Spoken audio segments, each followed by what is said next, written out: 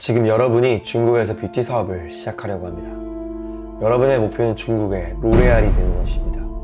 그렇다면 여러분은 어떤 방법으로 업계 1인자가 되시겠습니까? 힌트를 드리겠습니다. MZ세대 원가 마케팅. 한때는 중국에서 K-뷰티가 유행했었죠. 한국 화장품이 꾸준히 확장될 거라는 전망이 있었습니다. 그래서 중국 안에서 한국 브랜드끼리 경쟁하는 구도가 이어졌는데요.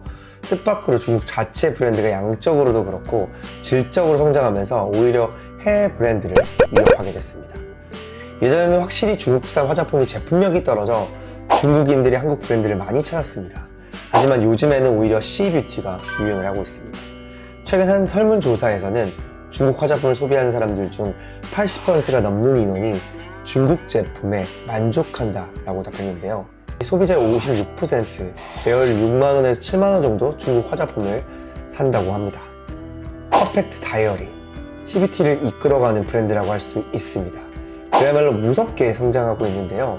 불과 2017년 런칭한 색조 화장 브랜드로 이커머스 부흥기를 맞으면서 공격적인 마케팅을 시작했습니다. 퍼펙트 다이어리의 성공 포인트는 마케팅을 포함해서 크게 세 가지로 나눠볼 수가 있는데요. 이 내용은 잠시 후에 다루기도 하고요. 우선 매출이 얼마나 되는지 먼저 살펴보겠습니다. 퍼펙트 다이어리의 뿌리라고 할 수 있는 이셴 홀딩스, 2019년에 매출 35억 위안을 달성했습니다. 감이 잘 안 오시죠? 하나로 약 6,086억 원입니다. 놀라운 점은 2018년도 매출입니다. 약 13억 원에 불과했었죠. 1년 사이에 453배나 성장한 겁니다. 이렇게 초고속 성장한 이셴 홀딩스는 지난 2020년 11월 미국 뉴욕 증시에 상장을 했습니다. 덕분에 리틀 온틴, 에비스 초이스, 핑크베어 같은 브랜드를 신규 런칭하게 되는데요. 심지어 해외 브랜드까지 잡아먹고 있습니다. 프랑스의 갈레닉, 영국의 이브롬을 인수를 했거든요. 그렇다면 퍼펙트 다이어리가 2년 만에 급성장을 이룰 수 있었던 이유는 무엇일까요? 가장 성공 포인트는 역시 마케팅입니다. 요즘 소비자들이 이끌어가는 주 연령층이 MZ세대라고 할 수가 있습니다. 중국은 이 경향이 다른 나라보다 더 짙은데요. 1995년도 이후에 태어난 세대 중 무려 70%가 오프라인보다는 소셜미디어를 통해서 쇼핑을 하는 것을 더 선호합니다. 특히 최근 전자상거래 규모가 22.5%나 성장하면서 온라인 판매가 더 중요하게 되었고요. 퍼펙트 다이어리는 이 점에 포커스를 맞추어 마케팅 전략을 짰습니다.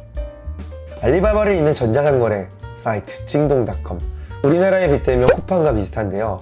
퍼펙트 다이어리는 찡동닷컴과 협력하면서 모든 쇼핑몰에 광고를 띄웠습니다. 후남 위성TV, 쾌락대 본영 같은 인기 있는 프로그램도 투자와 후원을 아끼지 않았습니다. 주별륜, 왕이모, 톱스타를 모델로 활용을 했었죠. 인플루언서도 놓치지 않았습니다. 남성 뷰티 인플루언서인 리자치와 협업을 했는데요. 일명 립스틱 오빠라고 불리는 방송인으로 립스틱 완판 신화를 이룬 사람입니다. 리자치의 팔로워는 무려 4천만 명. 이런 인플루언서를 선택한 건 MZ세대를 제대로 공략했다는 것을 알 수가 있습니다. 리자치는 퍼펙트 다이어리 립스틱 제품을 홍보하고 있는데요. 리자치의 반려견, 네버, 또 인기를 끌자 퍼펙트 다이어리는 기회를 놓치지 않았죠. 네버의 얼굴에 박힌 섀도우 팔레트를 출시했습니다. 그 결과는요, 예약 구매 당일 1분 만에 10만 개가 매진이 됐습니다. 가성비 컨셉도 제대로 먹혔습니다. 립스틱은 대체로 1만원대입니다. 맥 같은 해외 브랜드는 3만원인데 비해서 확실히 저렴하죠. OEM, ODM 방식으로 원가를 절감한 덕분이기도 하였죠. 대표님, 가성비 컨셉으로 뜬 퍼펙트 다이어리.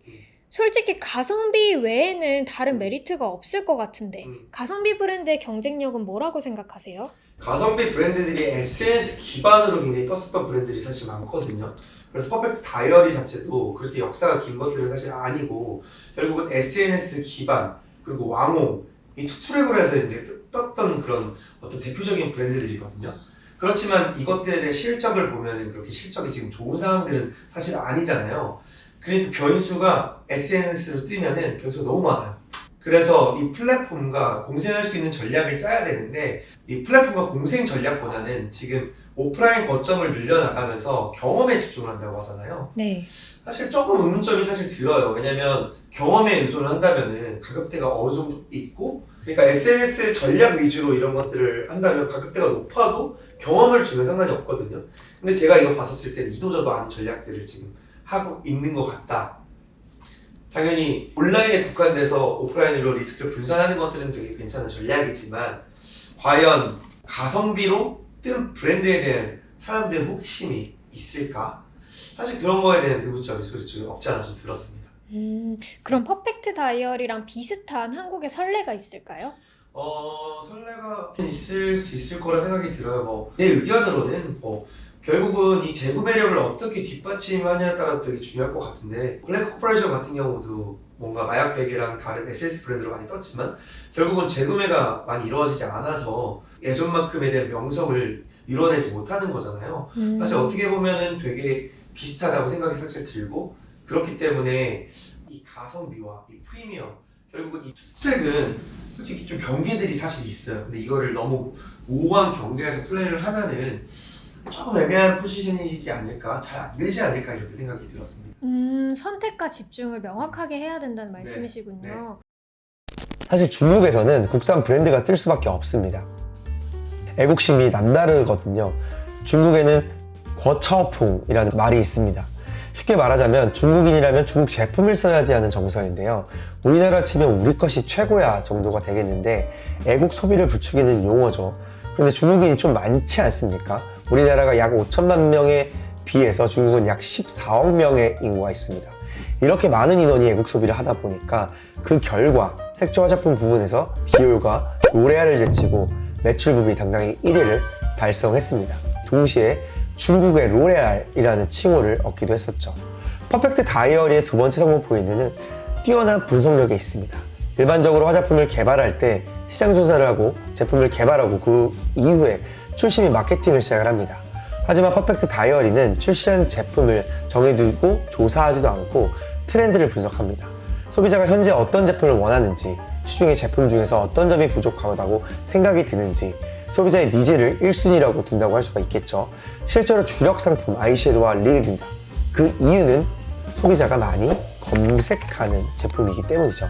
출시하는 데까지도 걸리는 시간도 아주 짧습니다.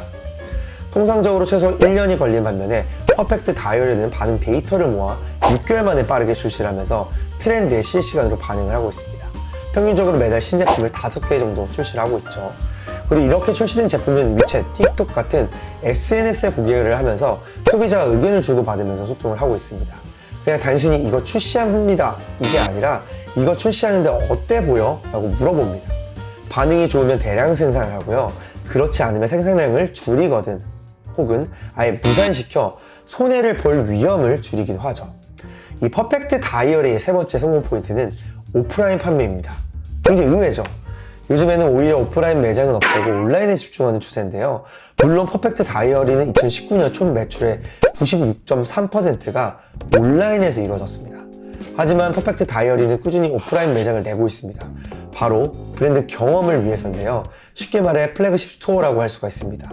제품을 판매하기보다는 화장품을 알려주고 체험을 위주로 한 매장을 내면서 브랜드 이름을 알리려고 역할을 했었던 거죠. 실제로 퍼펙트 다이어리는 2019년 첫 오프라인 매장을 열었는데요.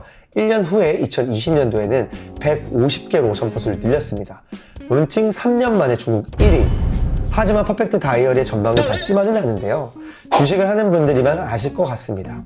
미션에서 발표한 재무보고서에 따르면 2019년 총 매출 하나로 약 13억 원, 2020년 6.86억 원, 2021년 1조 1,157억 원입니다. 1년 사이에 453배나 성장했다는 것이 너무나 비교되는 성장세죠. 성장률을 따지면 72.65%에서 11.6%로 하락을 했습니다.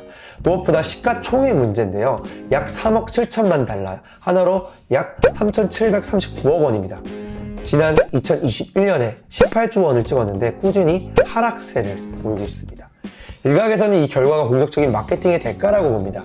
아주 틀린 말은 아닙니다. 인플루언서와 유명 아이돌을 모델을 삼고 디스커버리, 메트로폴리탄 등 여러 브랜드와 콜라보를 하면서 돈을 꽤 많이 썼거든요. 2021년도 쓴 마케팅 비용만 7,655억 원입니다. 매출의 68%를 넘게 차지하는 비율인데요. 반면에 로레알은 전체 판매량의 마케팅 비의 30%를 넘긴 적이 없습니다.